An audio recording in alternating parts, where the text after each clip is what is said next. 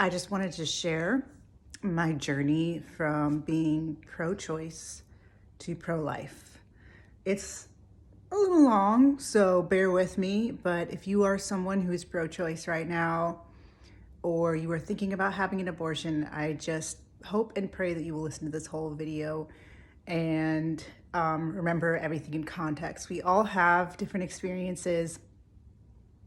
We all have different life journeys, but it's very important that we actually take the time to come up with our own opinions and not just go with what everyone else is thinking or what the schools are telling us to think or what our parents are telling us to think. We have to really come to our own convictions. And with that being said, I'm going to be mentioning my mother in this story. And I feel like with posting these videos online, I've always tried to be very honest and transparent, but with that comes familial consequences. But it's like writing a memoir, you know, when you write your life story, when you share your life story, there's people that were there's family that are in it. And I have nothing against my mom. I love her so much, but she definitely influenced a lot of my pro-choice views when I was younger. But anyways, that's just a little disclaimer, I guess. But yeah, so currently I am very, very much pro-life. And I did share before my abortion story, so I'll only mention that briefly in this video, but I do want to share just the journey of becoming pro-choice to pro-life and what that was for me. I was raised in a pro-choice, household. My grandma was very pro-choice. She used to have a bumper sticker on her car that says, "Vasectomies prevent abortions." And then she also had a bumper sticker that says, "Keep abortions safe, legal, and accessible." Those are the only two bumper stickers she had in her car. And I remember when I was learning to drive when I was 16, even though I was pro-choice as well, she would let me use her car. And I was a little embarrassed driving it because I was like, I'm pro-choice, but I'm not that pro-choice. But anyways, my mother was a young mom when she had me, and she struggles with sexual addiction, I'll say that. And she shares with me a lot, and I love her so much for that, but she has shared with me that she's had several abortions. And when I was younger, she would tell me the stories about her abortions and how they were good for her.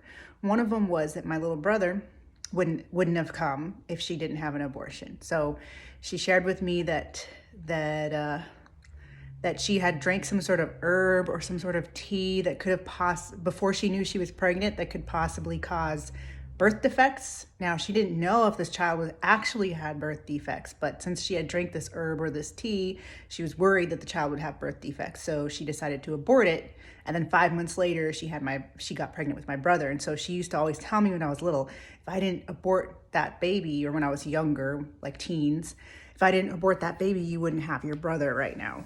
And so that really stuck with me and kind of influenced, oh yeah, I should be pro-choice because, my brother is so important to me and I wouldn't want him to not be here. But anyways, I do think it's so wrong that we abort babies that we consider to be defective, or all the Down syndrome children that we abort now.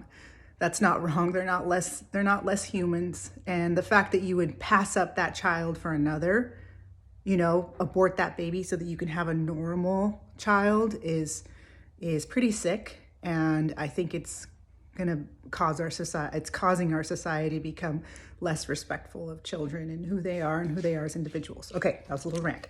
So my mom would share with me her abortion story. She also shared with me about how she was in Jamaica and she had an abortion in Jamaica and it was a really bad guy. And so she needed to make sure she aborted this guy, And so those things really stuck with me when I was younger. So I was just pro-choice. Plus my grandma was super pro-choice, and the schooling I went to, like when I was in high school, Planned Parenthood came to do 4 days in the 90s. They were still very much around, and they were doing like sex ed in the schools, and a lady came from Planned Parenthood, and abortion was talked about very casually. It wasn't talked about like taking the life of a baby or of a child. It was talked about as another form of birth control. Like if you did get pregnant, there's this option as well, right?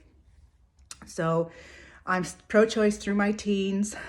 And then when I was 19, I had a really good friend. She was my best friend at the time, and she got pregnant. And I'm still very much pro-choice, and she does not want to keep it. We're having lots of fun. We want to party. In fact, the night that she got pregnant, that she found out she was pregnant, we went and partied that night. And I remember thinking like, wow, you just found out you were pregnant. I mean, I was like judging in my mind, because we all judge, all right? I was like judging in my mind, like, wow, you just found out you're pregnant and you want to go party and like, you know, continue to live this fast lifestyle. And so she decided to have an abortion, and I actually went with her to get her abortion at Planned Parenthood.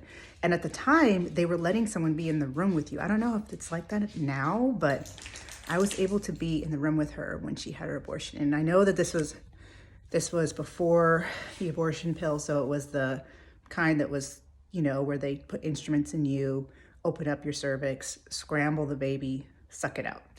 And I was in the room. I got to see an abortion at 19, and I'll never forget that they brought in I'm sorry if this starts making me cry, but they brought in 2 mason jars wrapped with white towels, so we couldn't see the stuff going into the mason jars. I hate to say stuff, but the baby going into the mason jars, the blood and the tissue from the baby. And I remember thinking in my mind, they're really sucking the baby into 2 mason jars. Like, that just felt so irreverent. It felt so wrong, even for like just regular old like medical. Like, where's like, it just was like 2 glass jars that they were putting the baby in, and they would take it, and they took it out after it was done. And I remember my friend not feeling very good, and I took her back to my house and let her lay in my bed and fall asleep. And it just, you know, I don't have a very good memory, but there are certain things in life that you will never forget, and that will always have an impact on you, and may have an impact on you many years later, because I was still pro-choice after that. In fact, I even had an abortion myself about 6 years later. But I never, ever will forget that, ever, what they did to that baby. So that happened, and that just kind of, you know, it's pro-choice, pro-life. It kind of moved my little meter over a little bit, my towards pro-life, you know. Excuse me. And then I remember hearing a story. It was a newspaper story, a report on a woman. This was probably when I was about 21, still very much pro-choice.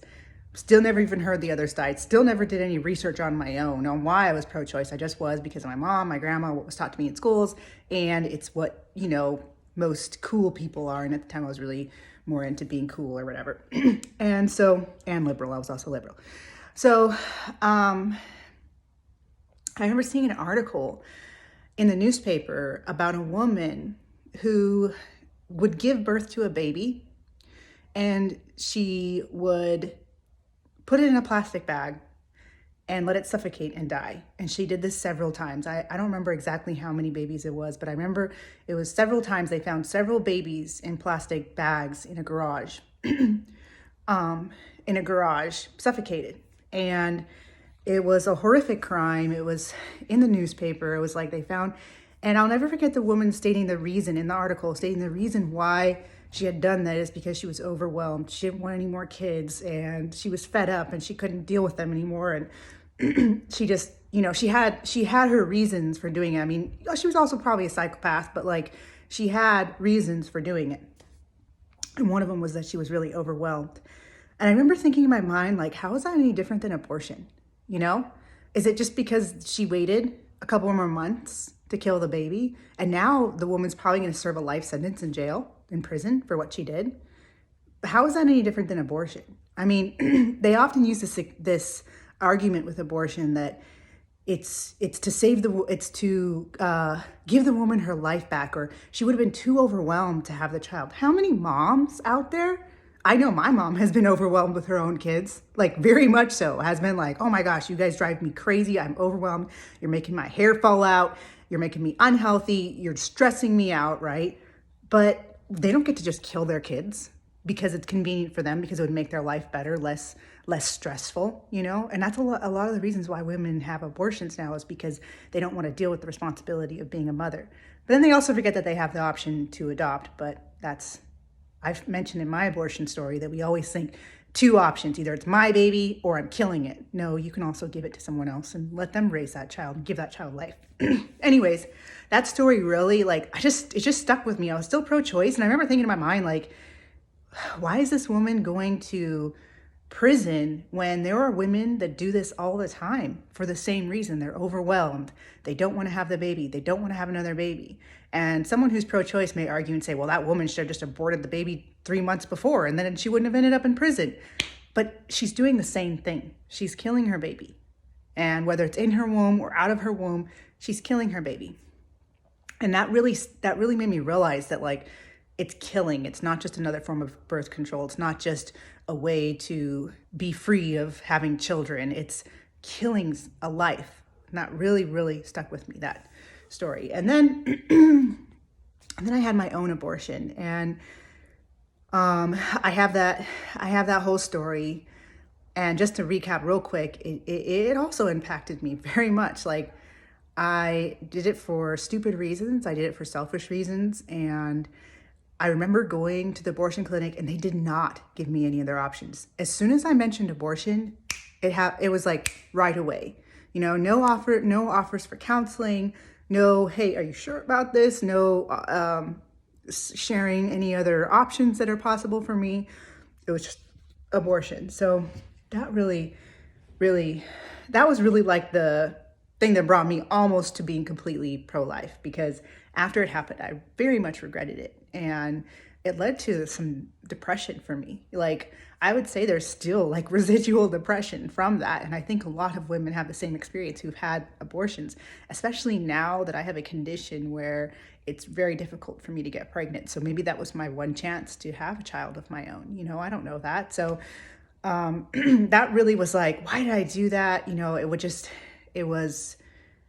how could I be so casual about life? But I was in a very selfish mindset at the time and didn't really follow my values that were deep in my heart. All right, so that happened. And then I decided to finally research abortion. And I decided to finally research Planned Parenthood. And I... hold on, Joshua just came in here and he's talking. Oh, he's gonna leave. Okay, so, and I do not want to do this again. And I decided to research abortion, and I just really realized how satanic it is. Like, especially when I did it myself. And about a year later, I really went back to dedicating my life to Jesus, and went back to reading my Bible and just having more respect for life and more respect for religion, and my religion for Christianity, and just thou shalt not kill, you know? And I just realized that what I did was kill a life. But then it wasn't enough to take me to the point where I'm outspokenly pro-life. What took me to that point was when I finally researched Planned Parenthood, and I researched Margaret Sanger, and I researched the founding of Planned Parenthood and her call for eugenics and her duping African Americans, Black Americans, into getting abortions because they are so poor and they can't afford these kids, so therefore they should kill them. All right, let's not talk about how we can uplift the community and help the community and build it up so they aren't so poor to where they can't afford their kids. But let's just get rid of their kids. Let's just exterminate them, because that is how we are going to help the Black community. And when I found that out, I was floored. And I was like, why didn't anyone ever tell me this? Why isn't Planned Parenthood completely shut down because of this? I mean, we're going around taking down statues of people for being evil. Well, I would consider Planned Parenthood a statue of racist Margaret Sanger. All these Planned Parenthoods across the nation, especially in minority communities, because they are predominantly in minority communities, are all statues to Margaret Sanger, a racist. And guess what? This statue actually kills minorities. And then I found out that the majority of abortions, 30% of them are Black babies, and only 7% of Black women represent childbearing age. So it is disproportionately targeting Black babies. And we have been duped. We have been tricked. We have been lied to. We have been taken advantage of to kill our own babies, okay? To kill our own babies. And it's not right. It's not right. And a lot of women, and then I also researched the reasons for abortion, because pro-choice always like to talk about rape, always like to talk about how women kill their own babies because they have been raped, all right? And that one, because I'm a rape survivor, so that one always really stuck home to me, like, oh, a woman shouldn't have to be forced to carry a baby when she's raped. But I finally researched that. And I found out that 80% of women who are raped and get pregnant keep that baby. And they decide, and you know what? Many of them have said it's a source of healing for them. It's a source of healing for them. And then on top of it, many of the women that did decide to get an abortion after being raped said it felt like a second rape. Think about this. Think about this. When an abortion happens, they start a procedure that's in your vagina that cannot be stopped. When you say, no, I don't want it to continue, they can't stop it. And it takes something out of you. It sucks something out of you. And it is very much like rape. It is very much like rape. And a lot of these women said it felt like being raped a second time. You don't hear those stories when you get health class in with Planned Parenthood. You hear the stories of, now I'm able to focus on school because I got an abortion, right? You hear those stories, but you don't hear the stories of women who feel like they've been raped a second time when they have their abortion. That being said, I do think that there should be a provision for women to have an abortion when they've been raped. And some people who are pro-life could disagree with me, but as a woman who's been raped, I feel like that is having a baby against your own choice. And I do think that they should get counseling before, and that they should be counseled to keep their baby or give it up for adoption, but that should be an option. But that's just, my opinion on that. Every other reason, not okay. So I researched that, and that just was kind of, when I found out about that, I was like, wow, we've really been taken over by the agenda of pro-choice. That's what gets taught to our students. That's what's cool. That's what all the celebrities believe in. And it's actually so wrong. And now I'm vehemently pro-life. I am unapologetically pro-life. And I believe what we are doing in our country, it's been 60 million babies, more than 60 million now since Roe versus Wade, that is wrong. And we treat life like it's disposable now. And it's no wonder that we're degrading as a society. We are degrading, and abortion's part of the reason. So I just wanted to share a little more details about my pro-choice to pro-life story. And please pray for my mom, because she's still very much is pro-choice, and I want her to change on that too. And it's just a tough thing to be part of a family where they all believe differently than you. But, sometimes we have to be a Daniel. We have to dare to be a Daniel. We have to stand alone in our beliefs and find those that align with us and create new families. Even though I love my original family, they are lost. That's the best way to put it. All right. God bless.